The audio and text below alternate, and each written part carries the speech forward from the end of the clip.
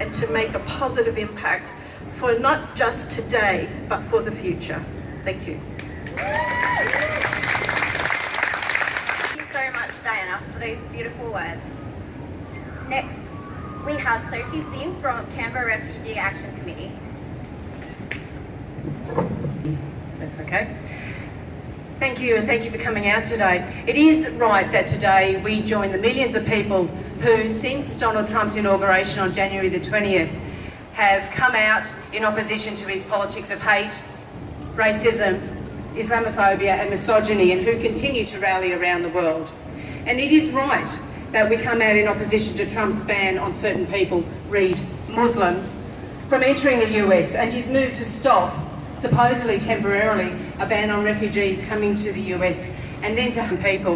And with an estimated 65 million people around the world today displaced, of which at least 19 million are recognised by the UNHCR to be refugees, 50,000 is a drop in the ocean. And indeed Australia's refugee resettlement program of 13,750 is less than a minuscule drop in the ocean. And it is right that we oppose unequivocally his total ban on Syrian refugees from coming to the US, with nearly 5 million Syrians forced to leave their country fleeing the brutal war. The vast majority of these people are living in poverty conditions in neighbouring countries, with a further 13 or more than 13 million people displaced within the country itself.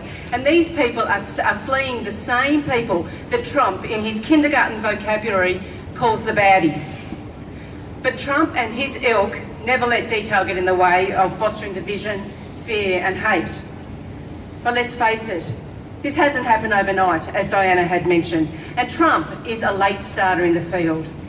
Fortress Europe has made a comeback in the last few years, borders slamming shut and fences going up in Hungary, Poland, Slovakia and elsewhere across the continent to prevent desperate refugees and migrants fleeing war, poverty and persecution from entering. But even Europe is a runner-up in erecting barriers and pursuing a fortress mentality. Let's face it, Australia has set the benchmark in the politics of cruelty and hate. Australia continues to lead the way in dismantling the Convention for Refugee Protection. And Australia has set the blueprint for punishing people, punishment it has inflicted over many years on men, women and children, people who, desperate and denied other options, have dared to reach Australia by boat simply to seek our protection. In the same week that Trump is pursuing his own agenda of hate, the PNG government has started to deport people from the Manus Island, Australian-run immigration prison. We know that at least one Nepalese man has been deported. And these deportations are set to continue, with the PNG government stating that it plans to deport at least 160 people who have been denied refugee status. And put it in context, the UNHCR has come out very clearly stating that the process to assess refugee claims in Manus is fundamentally flawed and unfair. But the horror continues much, much closer to home. In Canberra, there is a Sri Lankan family in fear of imminent deportation. 2 school-aged kids.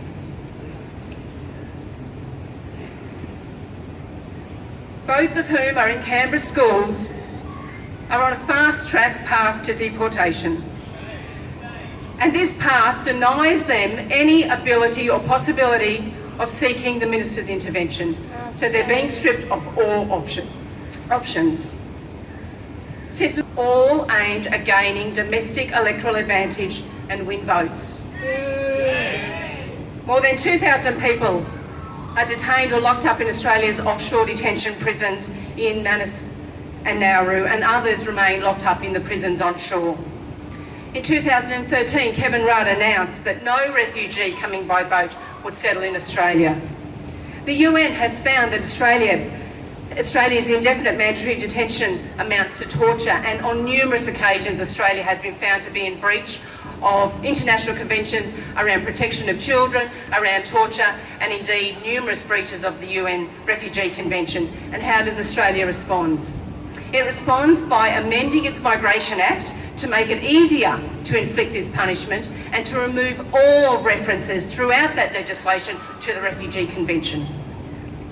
And despite the overwhelming evidence of the abuse that the Australian government is inflicting, Turnbull tells us we shouldn't be misty-eyed. Dutton tells us that illiterate and innumerate refugees will swamp us, will fill our dole queues and at the same time take our jobs. Yes, Australia is leading the way in cementing fortresses, and this is not just me saying it. Internationally, Australia is recognised as a trailblazer in the cruel treatment of refugees and asylum seekers. In 2015, at a time where thousands of people fleeing the war in Syria were drowning in the Mediterranean Sea, the vile British shock jock, Katie Hopkins, praised Tony Abbott's treatment of refugees and asylum seekers, Nigel as the model for the rest of the world. In fact, only a couple of weeks ago, Scott Morrison, who so clearly as Immigration Minister relished and delighted in inflicting cruelty on vulnerable people, trotted out again to congratulate himself on laying the foundations for a world steeped in brutality and barbarism when he said, "The rest of the world would love to have our borders and the way they are secured." We've got a good history around this. Really, the rest of the world is catching up to Australia. So let's look at what this situation has done to the people who are the victims of Australia's policies. Hundreds, if not thousands, of reports of self-harm and physical and sexual abuse. Severe psychological damage and trauma, some of which people will never recover from. The deaths of people in Manus and Nauru. We know of murder, suicides and deaths because of the lack of basic medical care. This is Morrison's vision for the world. This is Turnbull and Dutton's aspirations. This, they probe, will be Australia's gift and legacy to civilisation.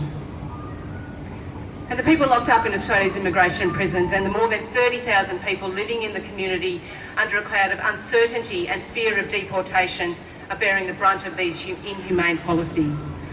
But these policies degrade and corrode all of Australia. When two young people set themselves alight from desperation and despair in Nauru last year, barely a mention in the mainstream press.